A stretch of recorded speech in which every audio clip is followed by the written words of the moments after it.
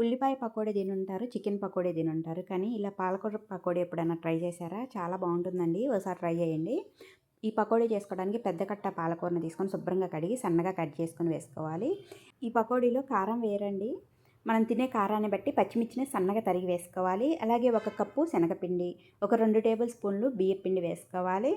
ఒక పావు tea spoon పసుపు, ఒక స్పూను వాముని ఇలా అరచేతిలో వేసుకొని బాగా రబ్ చేసి వేసుకుంటే ఫ్లేవర్ అనేది బాగుంటుంది.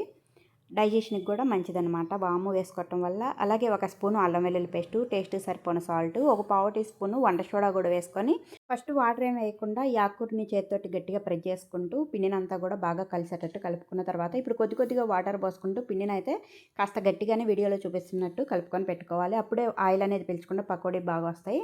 ఆయిల్ బాగా వేడైన తర్వాత ఇలా పకోడీలు వేసుకొని ఒక్క నిమిషం పాటు ఫ్రై అయిన తర్వాత ఇప్పుడు గరిటెతోటి అన్ని వైపులా తిప్పుకుంటూ కాస్త కలర్ మారేంత వరకు ఫ్రై చేసుకొని తీసేసుకోవాలి.